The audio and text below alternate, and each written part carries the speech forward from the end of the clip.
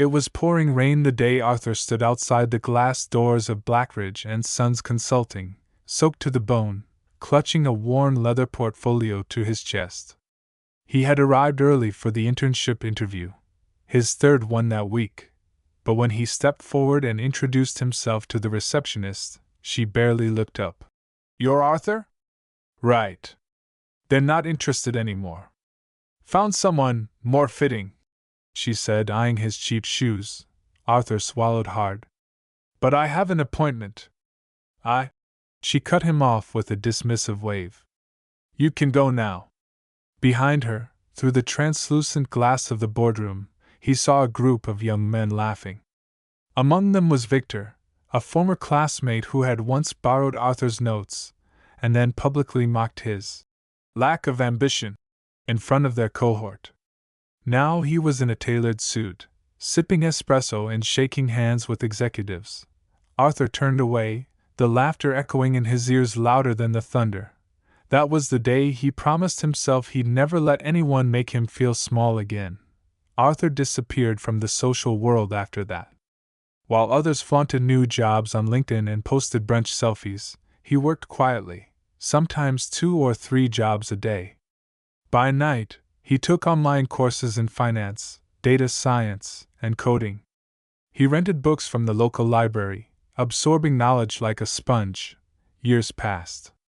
His fingers grew cold from typing and his eyes often burned from too little sleep, but he pressed on. He launched a modest financial app that slowly gained traction.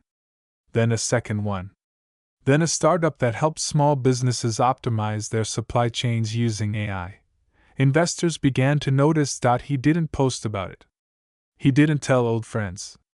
He didn't even change his worn-out phone. But in less than 5 years, Arthur Bell had quietly become a multimillionaire under a company name no one recognized, Arbitra. The turning point came when he received an email from Blackridge and Sons. They were failing. Their outdated methods and tone-deaf leadership had cost them clients. Desperate to modernize, they were seeking outside partnerships. The name Arbitra had come up in a boardroom meeting. No one knew who was behind it. Arthur stared at the email for a long time. Then he smiled. 3 weeks later, he walked through the same glass doors of Blackridge and Sons, this time in a tailored navy suit. The receptionist, older now, stood up when he gave his name. "Mr. Bell? They're expecting you." He stepped into the boardroom. Silence fell. Victor was there, older, a little grayer, the confident edge dulled in his eyes. Arthur noticed the hesitation in his face as recognition began to dawn. "You," Victor said, nearly breathless. Arthur smiled gently. "Hello, Victor." The CEO stood up. "Mr. Bell, we're honored to finally meet you. We're very interested in what Arbitra can do for Blackridge." Victor's jaw clenched. "Arbitra is yours?" "It is," Arthur replied simply. Victor looked down. He didn't speak again. The merger happened quietly. Arthur didn't humiliate anyone. He didn't take revenge. He listened, offered fair terms, and worked hard. But he made one request, that the internship program be revised. Fully financed. Open to all backgrounds. Based on merit, not appearance. Months later, the company transformed. New life breathed through old corridors.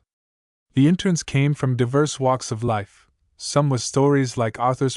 One afternoon, Arthur was walking past the front desk when the receptionist, now always polite, called out to him. "There's a visitor for you." He turned and saw her. Mrs. Lancaster, his old landlady. The one who had let him stay rent-free for 3 months when he was working night shifts and couldn't afford a proper meal.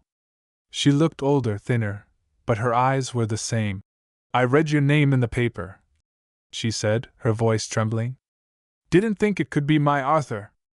But here you are." He walked over and hugged her without hesitation. "You were the first person who believed in me," he whispered. "You kept me going." She teared up. "And look at you now." Arthur brought her to the office. Gave her a tour. set up a permanent fund in her name to support students in need of housing while studying. That night, as the city lights flickered below his penthouse apartment, Arthur sat on the balcony with a cup of tea. He thought about the rainy day he'd been turned away, about Victor's face, about the strangers who laughed, and about the handful of people who hadn't laughed, who had offered kindness when he had nothing to offer in return. He raised his cup in the air, alone but not lonely, and said softly, "To the ones who believed, and to the ones who didn't, thank you. You made me stronger."